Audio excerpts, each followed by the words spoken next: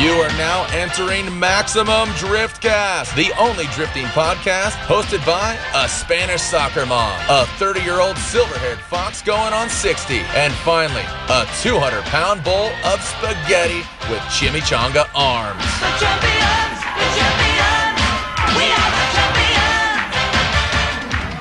Hey Sam, Hey, Corey. can I show you something? I would love you if you would do that. Okay, hold on one second. Okay. Let me show you how to do this here. All right. What is that mysterious noise? That's 7,600 RPM of a three-wheeled motion. 7,600 RPM three-wheeled motion. What's that coming from? Well, all the It kinetic just looks like a blur. all the kinetic energy I created from my finger Yeah. to my wrist is in this device. So it's like, you're blowing my mind here, pal. So Yep. what I am seeing with mine own eyes is just Yep. this blur. So it's a Yep. blur of wheels, and it looks like you're fidgeting, but you're also spinning. Bless you, Sam. I know this. I'm allergic, Some people sorry. have allergic reaction yeah. to this, Yeah, but but I hope you notice how much more calmer I am rolling into this you're episode. so dialed, man. I haven't been this calm walking into an episode. And you can say that that's because of this thing that's in your hand spinning at 7,500,000. let me crank it back up to 75. Give me one sec. Yep. Oh, cranked back up. See, so I get a little more chill Yeah. when I re-crank the whip. I'm relaxed just looking at it. So the past couple of days I've had this thing going on and I just couldn't get over it. Yeah. So I bought my doctor prescribed this, Okay. and it's And what does he call that thing? well, it's not over the counter. Oh yeah, definitely not. This- That sort of thing's pretty heavy. It needs to be in the hands of right people because if it's not, Yeah. you can actually die I've heard that. of lack of breathing. So Because you get so relaxed, you lose your breathing. it's like a spinner, and you're not fidgeting. No, I'm not fidgeting anymore. What do you call that though? I call this Brian, little Harry Berry. little hairy bear. There he is. So this thing here, Sam, I'll show you. Let's break it down here real quick for you. So this device was prescribed to me, not over the counter. I can't give the doctor's name out because this is like Yeah. innovative new technology. It's a new tech. And it was $6. How do you throw around? I mean, I know you're doing a little humble brag right now. Yeah. You do throw around money like a madman, man. Well, let's just say with the way my insurance works, I got it for $6. Damn, dude. So you're calm. Yep. You're collected. Yeah. You're ready to do the show. Dude, even with Paco not here, I'm not even worried about it. No, he's just coming back from the bathroom right wait. now. Paco is here. Hello, ¿qué onda? Paco, where have you been, dude? Me and Sam just did this huge opener and you weren't even here. Hello. Paco, where you been, man? We missed you, dude. Oh, hello. I am Paco, and I was down at the Comic-Con doing hentai. Oh, what were you dressed as, hentai? Tentacles and full my hands. I hold tentacle hands, and I kiss the girls. Well, you were in the bathroom earlier, downstairs. It took you like 20, 30 minutes. It's not so easy to make pee-pee with my tentacle octopus arms. I have to take them off and put them on again. Wow. No, so anyways, I thought it was just going to be me and Sam, but Paco, for you to come out of nowhere, we're actually describing this Paco. this new medication. It's a fidget spinner, and it's Corey loves it. Oh, that's very cool. I have to go. All right, Paco, well, we'll see you at Comic-Con. See you at Comic-Con. Enjoy your hentai, Paco. Thank you. Goodbye. Wow. I didn't... Slam. Click. Dude, I can't believe Paco just... Paco is just bailing out in our show. came in his octopus suit and then bailed on us to go back to hentai. Yeah, cartoons. I mean, I can believe it. That guy's... We're losing him to all the fads these days. But luckily, we're cool here. I'm totally chill. Chill with a fidget spinner. And, we earlier today, we literally sat by the pool. Sat by the pool. We spun out. We wrote poems. We jammed. My buddy has a big fat vape factory pen, and we blew the vape pen through the fidget. What do we spinner. call that trick? I call that the Dirty Marcy. The Dirty Marcy. Yeah. You did two of those things. Yeah. But I was really blown away by how much vape you can actually intake. Me? Yeah. Yeah, I can do like a 2-seconder. Yeah, it's not a cloud. It's not too much. Well, I actually used a vape in that one. I did the show Driver on Driver, and I was doing the vaping with one of the vape lord of Formula Drift. Do you remember what that guy? Which one? There's so many vapors in Formula Drift. He's the vape lord, though. And I feel like if we're gonna have anyone on the show, it should be someone that knows about vaping. Well, that's we should know about fidget spinning. Oh god, he's calling us right now. I guess answer right away. All right. Hello. What's going down? Hey, so quick question for you: When Let me have it. You go out to a restaurant and you're really hungry, and then you get too much food in your tummy, do you feel like a fat field? Fat mealed? No, I just never eat that much to feel that way. You're lying right through your teeth, man. We see right through your All lies. right.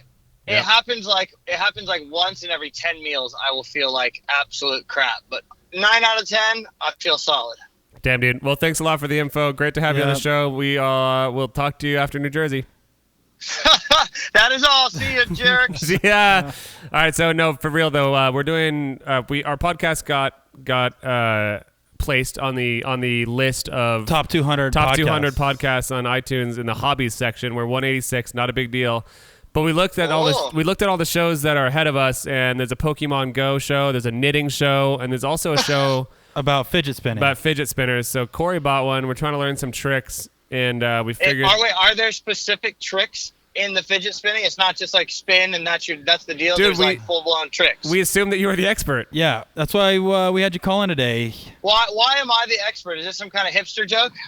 Well, you do keep up with all the most modern trends, such as vaping, Heelys, Pokemon Go, and now fidget spinning. So we just figured you were the new modern hip guy, and we were hoping you can show us some tricks. Yep. Sadly, I need to get one, practice, and then I'll be able to show you the tricks. But I would assume that I would progress far faster than either of you two. Okay. So I'll get on it. Well, so let's ask you a question then. Let's put everybody on the spot here.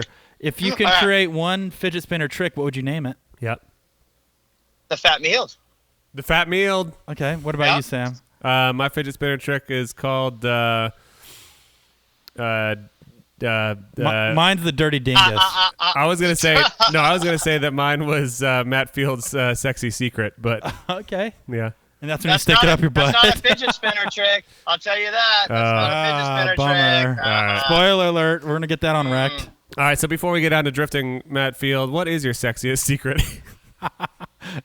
My sexiest secret? Yep.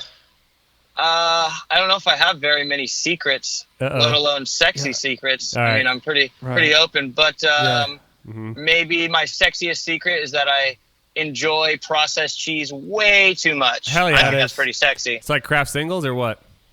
No, that like nacho cheese, that's just horrible processed gas station garbage. cheese. Yeah. Oh yeah, I got a soft spot in my heart. How do you travel around the country and have gas station cheese and not shit your pants? Oh, you don't. Okay. You don't at You do all. shit your And pants. that's why you absolutely do after that. It's funny, when I travel overseas, the first thing I do when I get home is go straight to a taqueria. Mexican food is not something that's widely spread throughout the entire world, and I am so sad about that. You know what's funny too is that I was in England last week. Humble brag. Thanks. But someone's like, they're giving us recommended restaurants, and they're like, there's a really good Mexican joint down the street. You should head there. And I was like, fuck no. I live in Arizona. Yeah. I'm not gonna go do. Thank you. I'm not gonna go do England Mexican food. Yeah, we have restaurants out here like Filiberto's, Oyabertos, Rolobertos, Armando's, Taco Bell. Where's Paco at? I feel like he should really be chiming in on this right He's now. at a Sorry to break it to you, but Paco heard that we were calling you, and he said, "Nope, not today." Yeah, he's actually not today. He's at a hentai convention. What's your favorite? You like hentai, right? Nah. What That's is it? why you went to China. I don't know what hentai is. That's why. Yeah, I wasn't there for drifting. I was there for the hentai convention. HentaiCon 2017. You guys didn't make it. So Losers. what is hentai though? I don't know. Paco just said he had to go, and he looked really flustered. I thought it was a type of like calligraphy. Yeah, I thought that it was. I thought it was a restaurant. What? So he had to leave because he had to go to a hentai restaurant? That's what we thought. That's it was. what we thought. Well, you tell us. You just said hentai. What is hentai? I mean, from my understanding, at least, it's anime porn. Oh my God! What with a dirty with bird! Like octopus dick. banging That chicks would and explain his costume. Oh my God! You missed it. Paco came in here wearing an octopus suit. Yeah. And he was in the bathroom for 20 minutes, and he said it's hard to take a pee in an octopus suit. Yeah. So This is all Stuff. At coming. that point, you should have realized. At that point, you really should have known. It's all coming together now. Yeah. Wow. So you, since obviously it's all you want to talk about, you're over in Chinatown, and you went to this convention, but you also did some drifting with the D1 Grand Prix. Yeah, some skids. You did some skid driving over there. Tell us about how that came to be. So last year I got an email from, or actually it was a Facebook message. Sorry, Facebook message from Robbie that said, "Hey, D1 wants to have you as a guest driver. They were looking for an American driver, and Daigo recommended they pick you to go over there and drive." Daigo recommended you. I wonder how much he's making this up. Go ahead. So Daigo called. I think the reason why he did is I've rented cars from Daigo. Daigo has asked a lot of questions about like my LS engine, and he's obviously into V8s and into just gnarly retarded power cars. So him and I kind of go back and forth on just crazy next level drifting stuff, and obviously he's pushes the envelope quite far. So I feel honored that he values my opinion as far as in that world at least. Right. And I think just because I went out there the first Formula Drift Japan round for the International Championship, however many years ago, I rented a car from him. So I kind of spent a lot of time with him at his shop, prepping the car. I think he got to experience like how I work and how my team works. And I think he saw that he kind of knew that I wasn't getting the best car because it's definitely one of his like straight missile, but FD legal missiles. Is that the one with the full interior?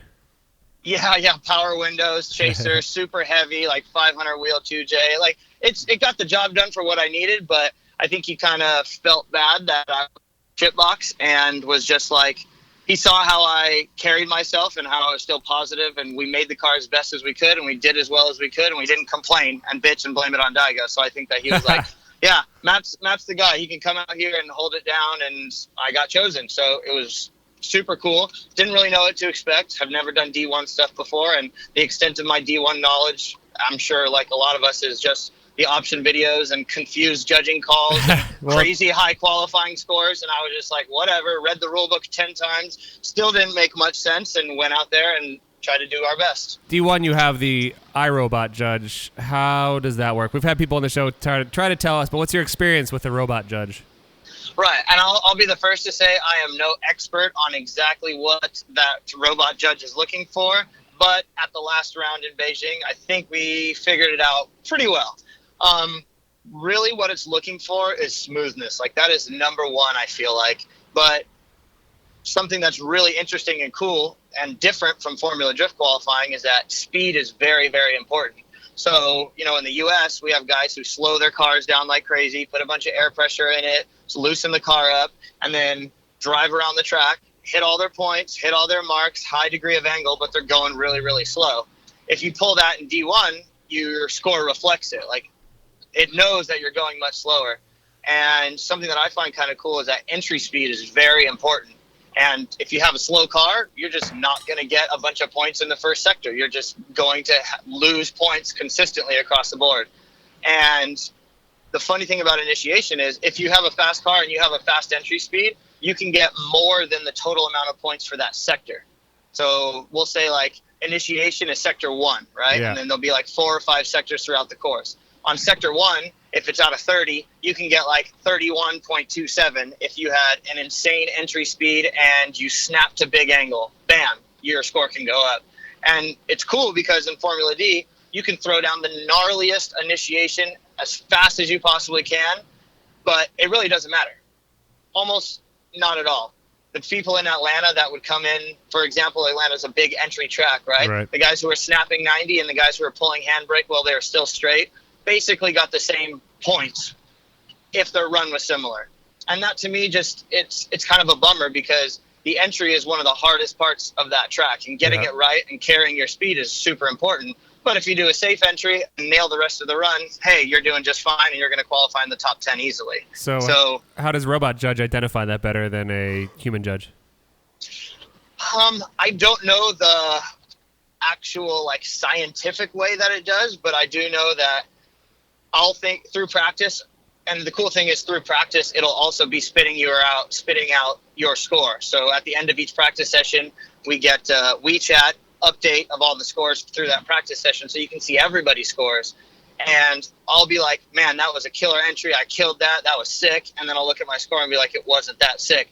And that really pushes you as a driver to just be like, okay, I can do better. I can throw it harder. I can be, at full lock earlier. I can speed up the rotation. And that's kind of cool to me because in Formula D, I'll throw down a run that I'm comfortable with, that my spotter and myself, my team feels like is pretty solid. And we'll kind of just stick to what you know. Right. And in D1, it's constantly, every single run, you're pushing harder and harder and harder, chasing that elusive 100-point score, which is a possibility and happens all the time. That is pretty cool that you can see direct results for your actions. That's got to be very helpful to know that was a better or worse run just strictly based off of immediate reaction. Exactly. But it's up to you and your spotter to decipher this code and figure out why it was better, right? Like maybe I transitioned a little bit earlier. So coming into sector 3, the GPS box logged me at X angle coming into the sector instead of rotating the car while I'm already in the sector. So it has like a G-ball, GPS, and the craziest thing of the whole thing is that line doesn't matter one bit. All right, so hold on. G-balls. It doesn't matter. G-balls. Right, so how many G-balls did you have going into sector 2? And also, are those related? All the G-balls. Are those related to fidget spinners or no? That's the next new I'm pretty toy. sure there's a G-ball fidget spinner inside the DOS system, and the more gnarly you get, the more tricks you do and backflips, sicker scores. Don't you think that makes drifting more complicated with all this wizardry? I mean, you could argue that it makes it more simple, right? You got one box, all the cars use the same box, and it tells you if you're doing better or not, instead of 3 people who you're relying on their attention span and their emotion and how tired they are, and all these things come into play, right? And I've said this before, as unbiased as I truly believe the judges are, it's just human nature to see something different than it actually is, right? Like I said this, I think in our last show, if somebody is all through practice killing practice runs, lead runs, just nonstop murder, and they go into qualifying and they run the exact same run as somebody who's been spinning out, struggling, not throwing down, they're automatically going to get a better score. And it's been seen across the board, and it's been seen that way in Formula D for very many years. I mean, there's all kinds of side-by-side comparisons to why did this run get a better score than this run when they hit the same points, had very similar angle, and it's like a 10-point delta. Why? Well, I just feel like that's human nature, and that goes out of the equation. So you could say that that's more simple. Well, that's what we call the edible arrangement scenario. Yeah. Which is when 2 runs that look identical, they go off of the size of the arrangement. And also, I had a little bit of a mental breakdown. I blew a funny fuse here because when Corey's last question was like, "Don't you think that all this wizardry makes drifting harder or more difficult?" Whatever you said. And as he said that, he's holding the fidget spinner and he's just spinning at a high speed.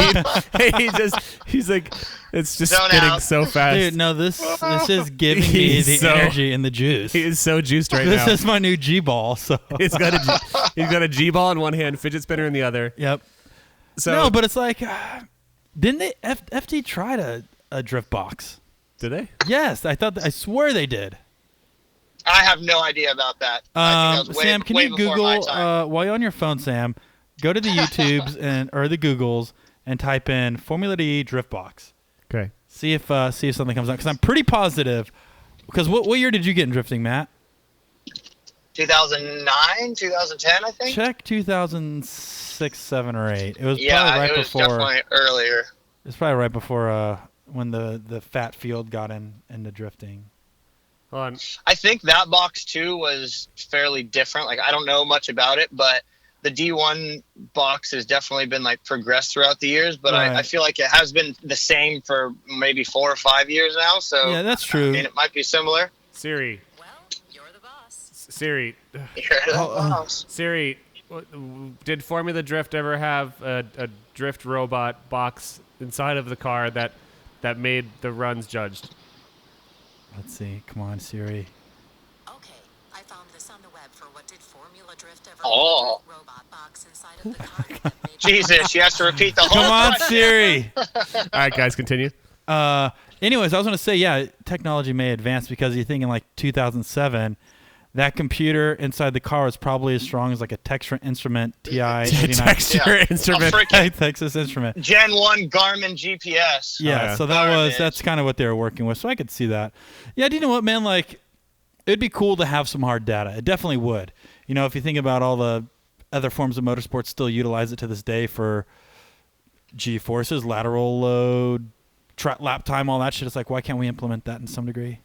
I guess. And a lot of these cars already have that. And I've been talking with like Kevin and Ryan before. When we first got the Black Views, I thought that was going to be like our next step into the future with technology and providing the judges with aids, especially for circumstances that they can't see what's going on. Right. Contact, something happens, a misshift causes a contact. Like, it sucks when somebody wins in the finals because they misshifted and got hit. And that's happened all too often. Yeah, the other thing I hate too is when somebody couplers blow off and then nobody says it came off. Yeah, that's the worst. So I've seen that happen before too. Or if they maybe had in-car of, let's say, Hosbo and Kristaps in Long Beach, I wonder if they would have been like, oh, well, Hosbo definitely slowed down and Kristaps hit him. Like, right. I wonder, it's interesting to think that, and we asked them that too at the beginning of the season, like, oh, now that we have these Blackview cameras, are we going to use them for judging tools? And I was like, nah, we don't need it. We're perfect. I'm not sure why. No, I know we know why. They're not perfect, and they're definitely much better at it now since my whole fiasco with Cameron. Like, they review each point of contact much, much more. But it's just another tool for them to have. And hey, they're a sponsor of the series. Why shouldn't we be involving them as much as we can? I think the reason why we need to go back and listen to the Ryan Sage talk in Long Beach, maybe, but it's just it's the possibility of slowing down the show as they're waiting for more of that footage to come in, because I guess they don't get the footage live, and I guess it could make the show more difficult to watch if we're scrutinizing this. But at the same time, yeah, we've often fought for the idea of having cameras on clipping points or cameras shooting down a wall to show exact proximity or something. Exactly. Something that's kind of cool in D1 too, speaking of like additional aids, is that if you have like a one more time, basically, because D1, you're scored on your lead run and on your follow run for both your lead and follow, right? So you'll have there'll be 4 scores for 2 drivers, and if it's dead even, then they'll actually go off of your DOS box on your lead run to determine who wins. They do this for like what they call the top 32, right? And then once you're in the grade 8, that's when they can actually call it one more time. But before then, if it's dead even, they'll use the lead run score from the DOS system to determine who wins, which, Formula D is putting a lot of emphasis on lead runs lately, which I think is great because a solid lead run is equally as important as an amazing chase. But it's still so difficult to watch 2 runs happening at once, try to find time for replay, and then determine who had the better lead run if you feel like the follow runs were dead even. And in this case, the computer will tell you who had a better lead run. Bam. But do you trust the computer entirely? At first, I definitely didn't because I was so confused. But now it completely reflects when you have a solid run. The one thing that's left out of it is line. And I feel like line and drifting is the most important. Yeah. But if you can implement that for your angle and your speed and your transitions and how exciting you are, leave that up to the computer or leave a percentage up to the computer and then have an actual human judge determine line, I think that's just making it that much better. So I'm trying to figure out how does it judge everything so efficiently but not line? Like how it doesn't make sense in my head, I guess. It's because I feel like judging line would be, I guess that requires external sensors. I'm completely at a loss for how the robot works. It's only in-car? Does it use any external sensors? It just in-car? So yeah, the robot does no line at all. That's why there's no line requirements, there's no line scores, there's nothing. That's just a missing part of drifting in D1. And I don't know if that's just how they like it or that's how they've been doing it or what, but that's their thing. Like, you legit drift in the middle of the track and be as exciting as you possibly can, as fast as you possibly can, and that's what's important to them. So, and it's kind of weird to me, but it honestly makes for really good tandem as you get into battles. So why do you think early on speed was judged in Formula Drift and they ditched it, and D1 continues to do it. Why do you think FD got rid of it? I think that FD is very progressive in the sport. They're constantly changing rules. They're trying to better it, right? Like that, we definitely see that. Formula D has come a long way throughout the years, and I feel like it's heading in the right direction. Japanese people in general, especially people who run organizations like this, they're kind of stuck in their ways. This is how the sport was, and they're kind of about preserving the sport. And for whatever reason, they feel it's best. And it's kind of one of those, no questions, it's the better way to do it. This is how we're doing it. And I feel like that's very much a Japanese way. Right. So if you had to pick either FD judging or D1 judging, what would you pick? I would still choose FD judging. Why is that? I think that line, as a driver, line is so important to me that I hate to see that left out. And that more than anything is worth it to me. I think that us scraping our bumpers on walls and rubbing clipping points with the front bumper is just that much more exciting than drifting on the middle of the track, even if you're touching tire to door the whole way around. Just, I feel like that's so important that alone can... Sorry, you cut out there for a second. What was that last point? What was that? There you go. You cut out for a half second there. You said, what was the last point there? Just a half second. Just, I feel like line is so important. Right. Did you go into a tunnel? Okay. It'd be a harder decision to make. Easy for me to decide because prides themselves on a solid line, and that's very important to them. Gotcha. So wait a second. So you can be anywhere you want on the racetrack in D1? Anywhere you want. As long as you're not over. So they do have, like, you can go out of course, right? So if you drop one tire, it's That's 1 cool. to 3 tires. That might be my style of drifting, points. Sam. Yeah. Oh, absolutely it is. Dude, that would be totally my style. No, as long as you could get it within the 30 feet, either or, and just do it, you'd be set. So you can go in there and just literally huck it in and I'm a little, well, there's no offline. Okay, this will work. We have not offline. You can go out of course. You know, if you drop 1 to 3 tires, you're losing 2 points, but it's not like dude, you have to be. Yeah. Go drive, man. It's fun. That's why the drifting in D1 is so snappy and kind of outrageous, where in Formula Drift, I feel like it's more reserved because we have to be online. So you almost sacrifice your rate to angle, how hard you throw it, how backwards you come in, because you have to be online. In D1, you throw that as hard as you possibly can. Wherever you end up, you pick up the throttle, don't move your hands, and don't move your foot off the gas, and ride it out. So there's that one video Kawabata on the 180SX where he does this backward entry, and you could tell he's like way off inner clip or where inner clip should be, and he actually scored 100 points. Yeah. And it's like, all right, well, there was really not much line to it. He did throw it in backwards, and it's probably one of the more popular videos on YouTube, but he definitely backs it in, and the judges go crazy, but you could definitely tell in the video the line was completely out the window, but he scored 100 completely. points. Right. That's what and the reason why he Interesting. did is probably because he came in faster than anybody, or top 3 entry speed. His rate to angle was so quick, and then when he got to full lock, he wasn't making any kind of wheel corrections. Like the DOS realizes when you're making wheel corrections because it upsets the car. So he threw it in, locked his steering in, hopped on the gas, and just didn't move it until he had to transition, and that reflects a good score. So what car are you actually driving over there anyways? I am driving a GT86, which is definitely new for me. I think I've only driven one at one point. I didn't think I liked those cars very much, but after driving the Falken car in China, I like it a lot. It's interesting and it's different, and it's refreshing comparing to an S chassis, you know, because I've just been in an S chassis for so long. How's the car set up, and how did it feel compared to your car? So it has Wisefab in the front, Wisefab in the rear, a bladed sway bar so you can in the rear, so you can actually like adjust the rate super easily on the fly.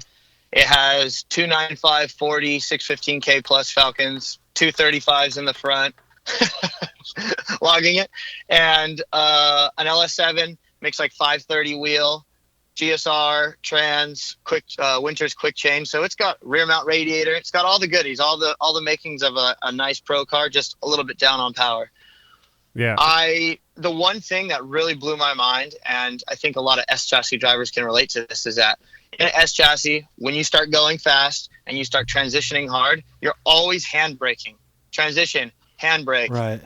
Come into a decreasing radius corner on the handbrake. Transition out of that, handbrake. Upshift, handbrake. It's just, especially in Atlanta, like I have to handbrake entry, transition up the hill, handbrake, coming into the horseshoe, handbrake, leaving the horseshoe, handbrake, and even the last corner sometimes handbrake. And I was just like getting so frustrated, but you literally have to do that. And it was funny because I was having a conversation with Odie about it.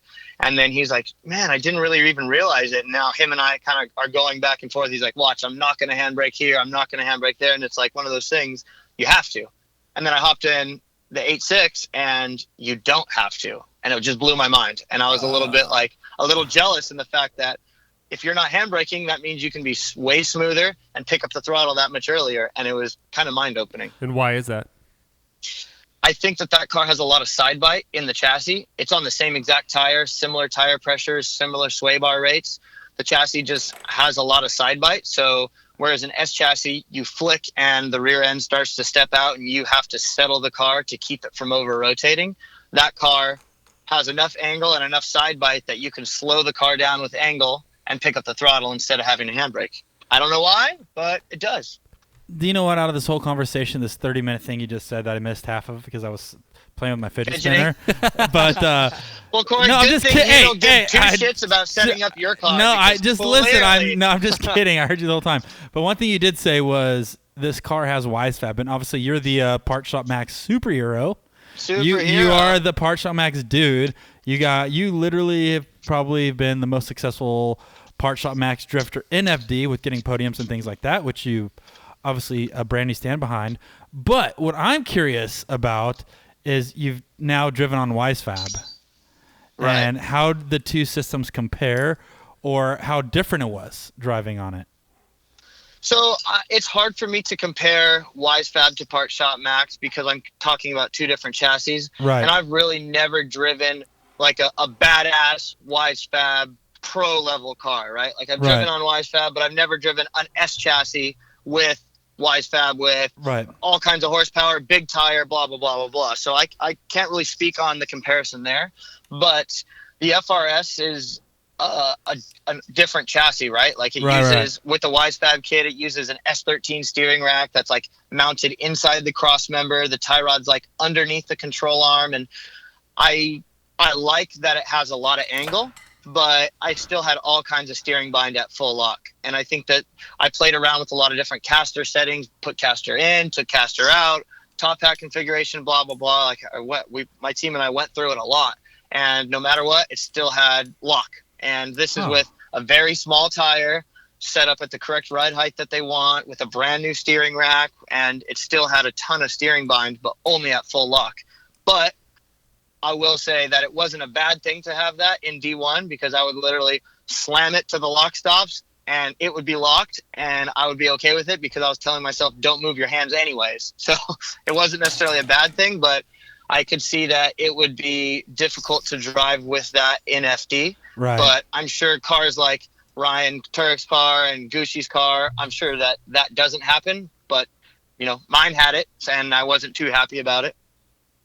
Huh, interesting. Did you feel, I feel like everyone that we've talked to that has an 8.6 driver has mentioned that the rear suspension travel is what kind of holds the car back. Did you feel that? Well, you want to know what China's answer to all those problems are? Cut it out. Cut it out. Do what you want. Chop the top of the shock tower, raise it 4 inches, and put an S chassis coilover in the back because you can. Now all of a sudden you have all kinds of droop and bump, and it makes an amazing amount of traction, especially with the 295 Falken in the back. Like that's a serious tire, and it's big, so you have to have the room for it. And when you have an actual decent length coilover in the back, it's amazing. So, but you can't do that in the U.S. So why? Do you think it's something that we should consider implementing? Like, would you go deeper into chassis modifications in FD? Would you be cool with that? Yeah, I would definitely do that. I think that I'm already feeling fairly limited with some of the ideas that I played around with.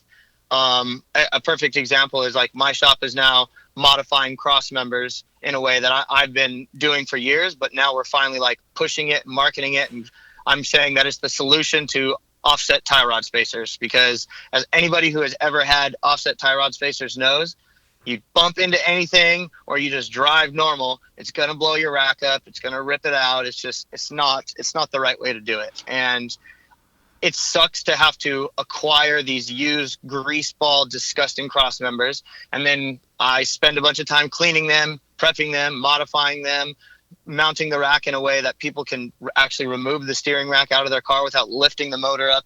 And it's awesome. But I want to be able to fabricate an entire cross member, and not for reasons of wanting to move suspension pickup points around, because, you know, that's not okay, but just doing something different, taking it to the next level and advancing a chassis that like is almost at its maximum right now. You can't do much more to an S chassis, and that's cool and all. And that just means you got to build a different car. But I really feel like if we had the ability to modify more different things, that I would absolutely take it. Because you still got to use these, like you said, It's a greasy 25-year-old car. Yeah, greasy Yeah, ass old and- parts to replace. And it sucks because they're so soft. All S chassis, everything is so soft that like you touch a tire on somebody's door, guaranteed you're bending your cross member. Guaranteed. Because all the suspension arms are so strong. It doesn't matter what brand it is. Everybody makes their arms super stout and strong because you don't want to be bending the expensive part. But at the end of the day, you bend your cross member. Now you have to hold the motor up, change the rack, change the cross member, and it's just a big nightmare.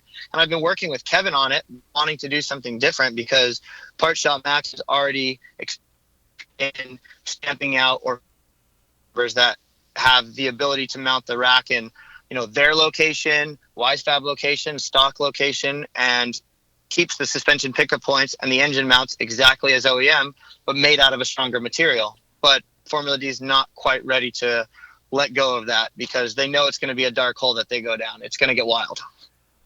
Well, Paco did tell us, me and Sam, something earlier today before we got on the phone with you. He goes, since you run 2F stuff, that you have to give Sam and I two of those cross members. Yep. So One each? yeah, One each. So one each. And that's how I guess that's how the 2F deal went. Tell Paco when he gets me my freaking carbon Kevlar rear over fenders and rear bumper, then we can talk. Damn it, Paco. Paco doesn't know how to make carbon Kevlar, does he? No, Well, he I'm sure he's got homies. does have homies. Paco does have. It's me and you, Sam. Is it hombres? It's hombres. Hombres. So Homies. during this season of Drift Garage, where we rebuilt my S14, I saw. Parts Shop Max wouldn't give us any free parts, of course, because like, oh, we already give Matt too much free shit, and he's not very good. So they were like, Chris was like, no, while we have the motor out, we should put in some eccentric Parts Shop Max steering rack bushings. Yep. I don't understand what they did. What does that do? So those, like, a stock rack with a stock cross member has stock crap rubber bushings, and it's funny because they move around so much and you don't even really realize it until you get like tension rods without rubber, lower control arms without rubber. Now the next weak link is the rack starts moving around. So what Part Shop Max does is they make aluminum 2-piece bushings that actually move the rack forward. Because in an OEM bushing, the rack sits dead nuts in the center of the whole bushing, but the Part Shop Max actually offsets it and pushes the rack forward.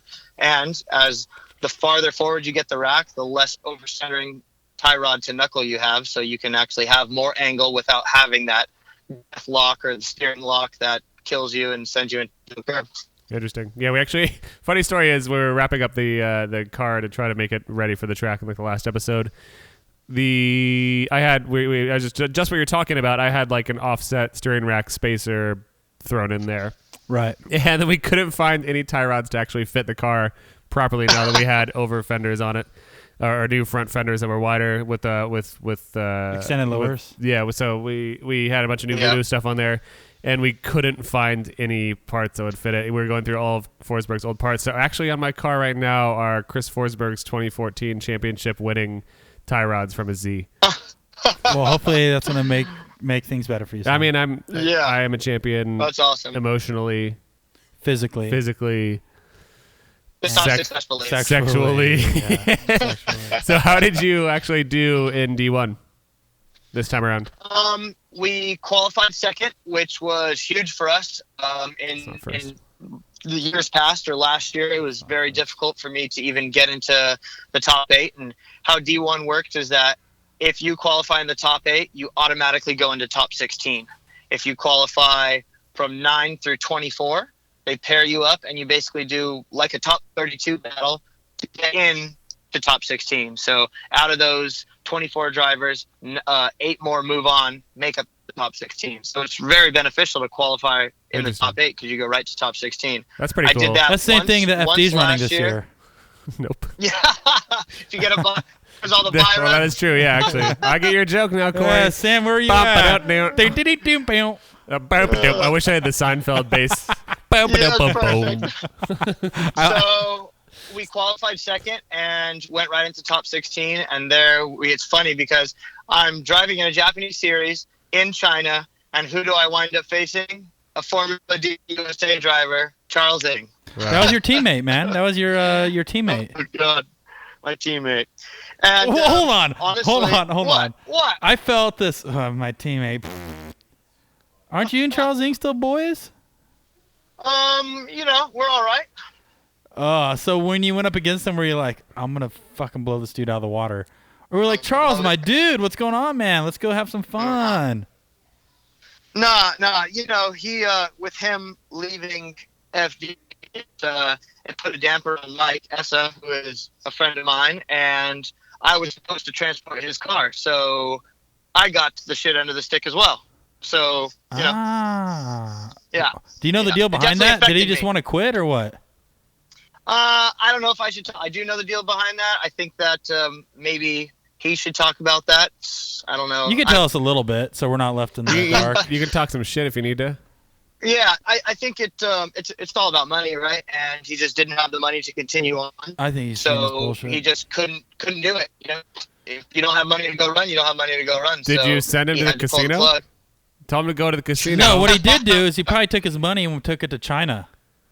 Oh, Corey, here we go. Corey's trying to... It's easy to find money in China. You don't need to bring it.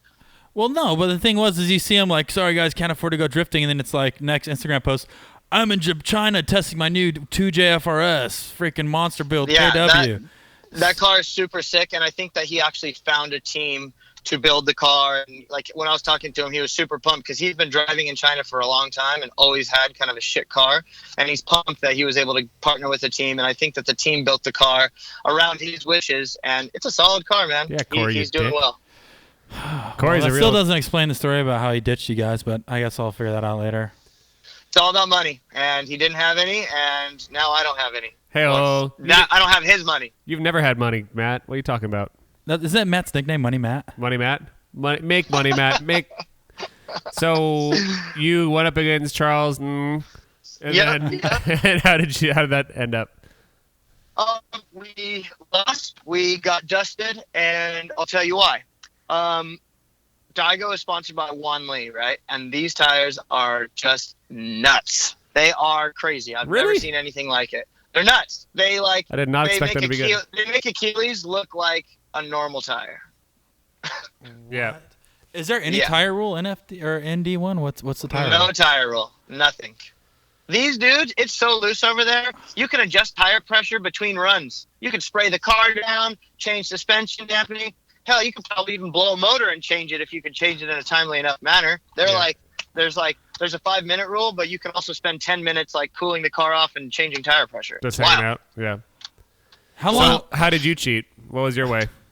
Oh, no cheating at all. I mean, we ran what we were running the whole time. Charles thought that he was going to be against us, knew that we had a pretty fast car, and instead of running the tires that he was running all weekend, he went and grabbed some Wan Lees, put them on the car, and dusted us. So that was, we really didn't see it until we pulled up to the line, and I'm like, holy crap! My boys were ready to just put Wan Lees on his car, like. Isn't that funny? And I was like, it's all good. I'll do it as best I can.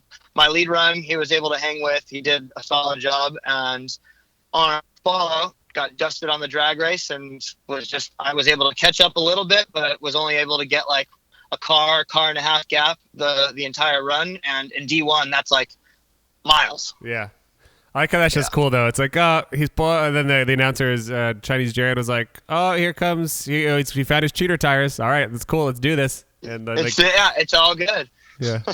Those tires are really, really gnarly. And with and I wasn't even maxing out the grip that we could have gotten out of my Falcons. Like, we had them at a normal pressure that I could still drive the car nicely, but you can always throw more grip at it and then struggle a little bit. But you always have to keep in mind that you might get an even score and have to go to the DOS. And if you don't have a bunch of angle, I didn't want to lose on the DOS run, but I think we could have dropped more air pressure, softened the car up a little bit, and been able to put up a little bit of a better fight. But at the same time, we had never explored lower tire pressures because the car only making 530 wheel, our tire pressure to power ratio is like matched perfectly. I was pretty much floored around the entire track, like lifting up throttle maybe 2 times to transition. So putting more grip in the car was as big of risk of not putting grip in the car. So we might have made the wrong decision, but we didn't have any experience with it, and we had no idea he was going to bust out the Juan Lees.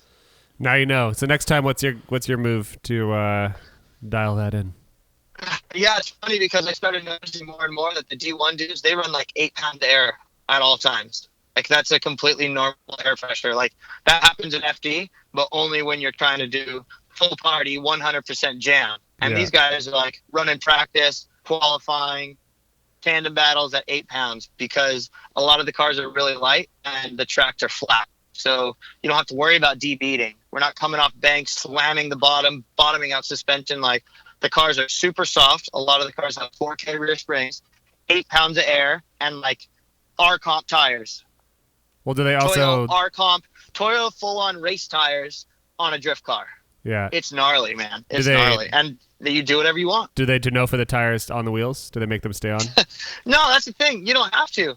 When you're running a one-piece wheel with big beads that hold the tire on, a light car, and a completely flat track, you just don't have to do any of that. You run low air pressure, and you don't worry about it. And would you like to see any of that in FD? I think it's hard to say because I debeated in Orlando. So that was a bummer. So I always say, like, man, I wish they would let us run bead locks or some advantage to keep a tire on the wheel, because I do see that it can make the drifting better. But running super low air pressure is also a band-aid for not having your suspension completely dialed in. So it's like you have to kind of have both, and then have air pressure that's safe and not too risky, but enough mechanical grip in the chassis to be fast enough to not have to drop air pressure any lower. But I will say, when you start bleeding air pressure out of tires, shit gets real. It goes fast. If you can keep the tire on. Yeah, of course. Corey, do you have any more D1 questions, or can we move on to Matt Field's FD? Nope, that's it. That's it for Corey. He's out. Take a I'm quick tapping nap. out on D1 stuff. Tapping out. So Right. FD 2017, you got the Falken blue and teal on the car. And we've always talked sponsors with you on the 2 times you've been on the show. I think 2 times. We've always talked about sponsors and getting the big dog sponsor, and now. And to roll on to that same question, Sam, there was a rumor before Chelsea when Von Sim it could have potentially been you. Oh yeah, so right. So let's hear what was the plan, the projected area you wanted to go in this year, your new sponsors, and how everything played out. So I have been talking with Vaughn for a while about getting in a Mustang. I think that is kind of no news to anybody that I have interest in that. My reasoning behind that is because I want to be a factory driver. Like, I love running my own program, but at the same time, I'm the guy up till 2 a.m. I'm the guy loading the trailer. I'm the guy making the phone calls to sponsors. Like, I have my team that helps me, but at the end of the day, it all falls back on me, right? So I'm the one who has to motivate the team, make the plans, and it's just a lot of work. So one day, of course, I dream to be able to step out of that role and focus more on driving and traveling and driving internationally. And I saw that a step further in my career and a step down the path that I want to take would be driving with Vaughn. And he showed interest in me, likes me, thinks I'm a decent driver, whatever it may be. But it came down to, can I get the money together to bring to the program to make it happen? And it was Chelsea and I were working together on this, coming up with plans, schemes, the whole thing, because at the end of the day, Vaughn probably would have done a 3-car team and taken me as well, providing I could have got the budget in time to bring to the team to make it happen. That just didn't happen. It happened a little late. for getting the car done and being prepared and just figuring out the whole season. And at first I was a little bummed out. Of course I was. But I started to think, we did really good in our chassis last year with 2 wins in a row. We have a strong possibility of winning a championship in 2017. And I'm not saying that I couldn't win a championship in Vaughn's car right off the bat, but as we see Chelsea, it's a struggle. It's a new chassis. It's a completely different driving style. It's a completely different chassis setup, and that's very unlikely to step into a brand new chassis and win a championship with it being so different. When things kind of fell through with Vaughn and things started to pick up with Falken, and they told me that I was on the top of their list to be driving a teal and blue car, and I told them that I'm sticking with my S14. They were definitely happy because it is a proven chassis. Although it's 6 years old, clapped out, hurt, haggard, she gets the job done. So we made it happen. I signed the contracts, and I was kind of teasing what was going on, what color my car was going to be, posting a bunch of black and white pictures. And when we finally dropped the whole teal and blue collaboration with Odie and myself, both in S14s, me with my little neon yellow accents, him with his neon orange, people definitely lost their mind. Yeah. And for me, when I started in FD, I looked to the Falken drivers like they were gods, how did they get there? How will I ever get there? This young, broke drift kid just coming into the sport with a crappy car. How am I ever going to get there? And I looked up to them a lot, and seeing that they were a factory team and how professional they looked, walking around in their teal and blue suits with their teal and blue helmets with their teal and blue cars, it affected me a lot. And when I finally signed the contract and realized this is a real thing, it was kind of like, damn, we kind of made it. Yeah. Odie, holy shit, man, we're somewhere, dude. What? That's crazy. And did you and Odie come to the table with Falken on this, or were you guys kind of put together? I think I don't know conversations from Odie's side, but when I was talking with Falken, it was like, you and Odie are going to be our guys. And I, of course, praised Odie and told him that I feel like there should be no better pick than Odie. That's going to be a perfect, strong team. And it was definitely their ideas to choose Odie and I, and we're just lucky that it worked out like that. Yeah. And that's when the whole kind of frenemies thing came in, because Odie and I have been, battling, and it's always been there. This is not like a new concept. It's always been very frenemy-ish throughout the years, because we both started around the same time, both in S chassis, both doing well, kind of. He gets a podium, I get a podium, he gets a win, I get a win. It kind of, has led up into this point, and it just so happens that we both drive our S14s this year, and we both are in teal and blue, so bam, frenemies emerged. And it looks like right now you're in 15th, he's in 12th. Horrible. Who's going to do better this season? I think that we both have had a rough start to the season. Odie did really well in Long Beach. I had car problems. In Orlando, Odie smashed the wall in top 32, and I debeated. And then in Atlanta, he gets knocked out in top 32 after a horrible call, in my opinion, and I shit the bed in top 16. So we're both struggling right now, and we get together and we talk about this, and we try to, put our heads together to improve. But I still feel like the season is very early. Where I was at this point last season was just as bad, and we came out in 5th place, I think, for the championship. So it's still a long road. All it takes is one win to get you back into the points chase, and there's plenty more time to do that. What is your struggle this year so far? In Long Beach, it was car problems. I always do fairly well at Long Beach as far as consistent, solid runs, good setup on the car, and I never got the opportunity to do what I need to do me.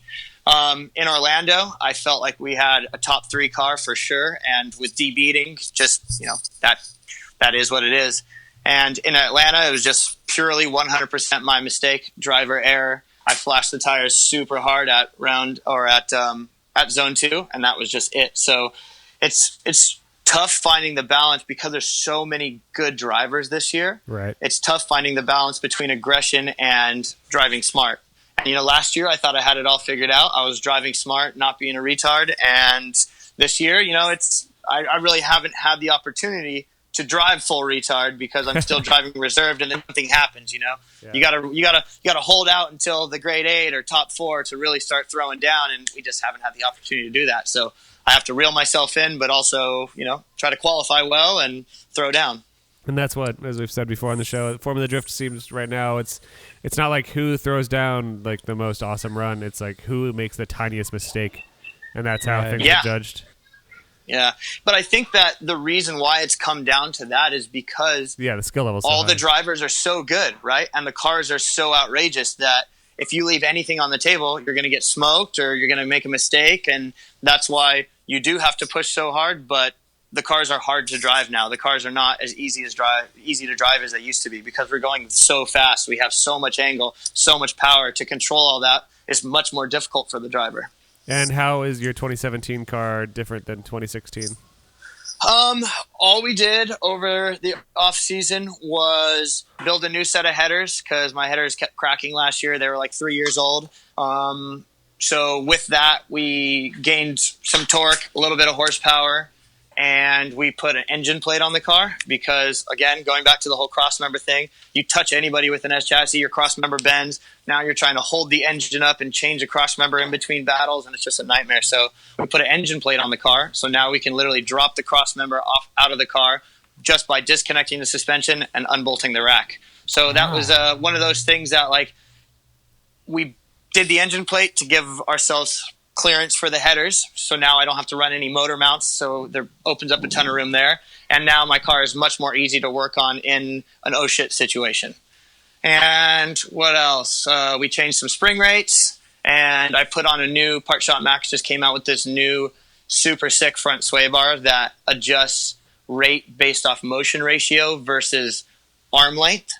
And kind of what I mean by that, a traditional sway bar will have 3 holes in it, and the closer you go to the center of the sway bar, the stiffer it is. In this motion ratio sway bar from Max, you actually move the end link in and out along the lower control arm, and that's what adjusts your rate.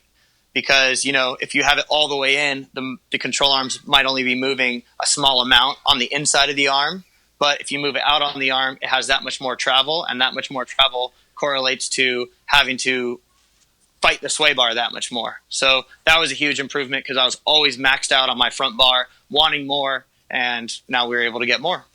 Are all these mods legal, or are you cheating a bunch? No, completely legal. There's no way I can cheat. Kevin looks at my car so much, and he knows that we try to push the envelope, and I have pushed it very far on a lot of things and been responsible for a lot of kind of intricate rule changes and things that are gray area that are now legal or illegal because I'm very open with him about that. And I hope that he appreciates that. But you really can't cheat. I mean, I think those days are past. Everybody knows everything about everyone's car. I like that he stands out. He's like, all right, everyone, watch this guy, watch this field guy. Like he knows that you're the guy to watch for bending the rules, right? Yeah, between me and Denofa. Yeah, right. Yeah, as I said, because as we mentioned last episode, that's race car driving, right? As you kind of bend what is allowed and innovate, and then maybe it's illegal the next round. Well, that's the thing is the FD rulebook is so open too. It is. There's a lot of gray area there that they start putting the kibosh on things when they were like, oh, they bent it a little too far. Now we'll probably just put a kibosh. Yeah. It's hilarious. You can only have 50 pounds of ballast, but you can have as many batteries as you want and put them wherever you want. And I'll tell you that each Optima battery is 48 pounds on the dot. So what up? What up? Yeah, put three of those. Aren't you only allowed to have 2 batteries? I thought. I think that might be this year. Yeah. Yeah. Because, what do you mean you think? I don't know. I only have 2 batteries because that's all I need. So that's where my knowledge stopped. Yeah. But I like when you look, hey guys, when you go to FD, look underneath people's cars, like in the very back of the car, as low as you can find them. Like almost everyone has 2 batteries. It's hilarious. Yep. Yep. It's pretty standard now. Yeah, and that's just because you have to have a little bit of ballast most of the time, and you want to put that weight in some location that is optimal, right? Yep. Exactly. So talking about sponsorships and things like that, now you're running the Falken colors. What are they bringing to the table for you that you didn't have last year? They're much more involved with promoting us as drivers, right? It's Right. much easier to be like, this is our car, this is our driver, and I feel like they're more pumped to be sharing about that, you know? When there was not a single actual teal and blue car on the field, you would be like, that guy's on Falken tires. Right. That's not a Falken driver. That's not a Falken car.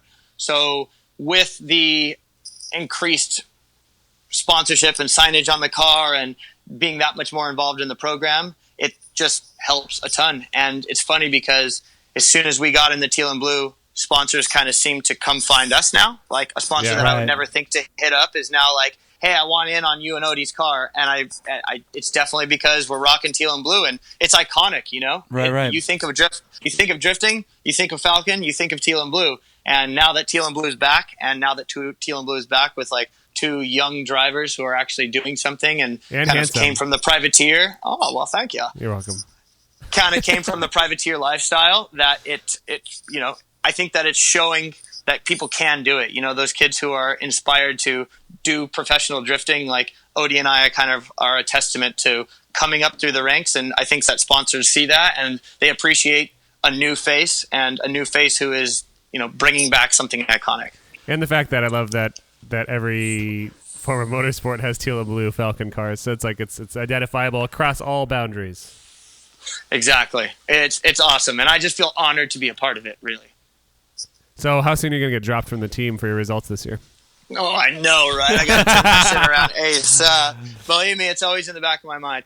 No, I can't say that I'm worried about being dropped, but I can't say that I'm not worried. Falken is very much like a family, right? Oh, Look for at sure. guys like Dye. They've been in it for so long. His ups, his downs, his championships, his not making top 32s, like they still have his back because they believe in him. And Yeah. I hope that I proved myself within the last year and a half to Falken that I have the ability. But, you know, it's drifting. Shit happens.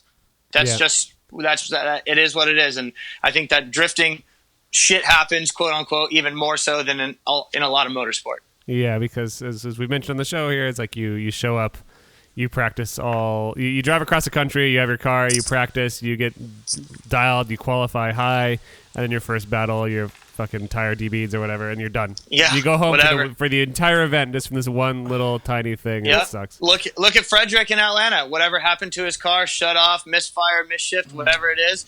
He that was like he's killing it all weekend. Qualified high, top 32, bam. One tiny mistake, 1 second, you're done. Was it And that's- deemed car trouble? I thought that he just kind of overcooked it following Mohan, like treating... Oh, no. In his lead run against Kyle, his car, like he straightened out, shut down, Right, something that's happened. right. And then in his follow, he overcooked it. I mean, obviously he's trying to push hard, force a mistake, and it was already done by then. You know, all Kyle had to do was hold it together, and Frederick made it that much easier for him. But it's what you got to do. So I want to go back to teal and blue real quick, because one thing that we've talked about quite a bit is the development of drivers getting into new cars, making them more marketable, making them more appealing to newer sponsors. How come Falken looks at these 25-year-old cars and be like, yeah, these are the ones we want to have, when you have other people arguing the other side? It's like, no, do you know what? We need new Mustangs, we need new Camaros, we need new Toyotas. And then here's Falken with probably the oldest chassis, some of the oldest chassis in the field. Yeah, absolutely. I've always kind of asked myself this question as well, but I feel like Falken is result or determined. You know, they want results. They want to come in hard, and they know that Odie and I driving S chassis, you're going to get results at some point, right? It might not have happened yet. Rough season. Right. Besides the point, we have a very good chance of doing well this season, right? They want to win, and that's what's awesome.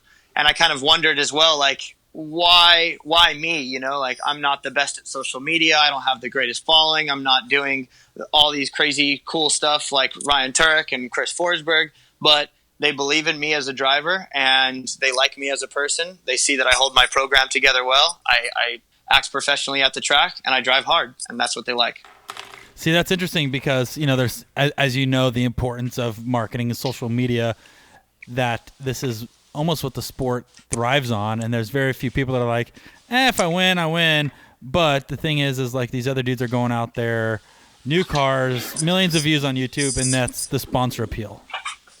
Right. It seems obviously there's two sides of this. There's the marketing and there's the performance side. Falken is more of I don't care what you drive as long as you win or you get on the podium. That's all I care about. Right. Do you have? But you can't forget too that there's a whole cult following for S chassis, right? Oh, absolutely. That is still one of the most world-renowned drift cars out there. So I think that they realize that as well, and people can identify, hey, this is an S chassis running Falken tires, killing it. I want to buy Falken tires. I have an S chassis. I don't have a Mustang. I don't have an FRS. I have a 20-year-old S chassis, and I want to buy Falcons because I want to go fast and I want to win. Interesting. So, do you actually have a contingency in your contract that says you have to win? No, you don't have to win, but if I do win, it's definitely better. Yeah. So there's no we're breaking up in 6 months unless you podium. Any sponsor that puts those stipulations on you is a sponsor that you don't want to have. That's a fair weather sponsor, and they're going to be in that for the year. And they need to know that there's no guarantee in motorsports, and especially drifting. And if they think that there is some kind of guarantee, they're not fit for this sport. Right. Yeah, that's having that type of pressure would take the enjoyment out of going out there and competing. Honestly. Yeah, for sure. For sure. So let's get to some hot boy Instagram questions. You thinking that, Corey? You got more? You got more for this guy? Let's take a look, Sneaky Petey here. The Sneaky Pete. So as usual, as you are, I'm sure fully aware that. Well, I want to know, talking about this. You're now teal and blue. Obviously, would you consider this almost like this is the peak of your career so far? Are you peaking right now? No, that's not a bad question. It's is this considered like your biggest breakthrough this year? I would say that this is the high point of my career thus far. Right. Then that's kind of what I was getting at. And there's a big difference from peaking and thus far. Well, that's exactly. I have no intentions of curling up in a hole and saying see you later.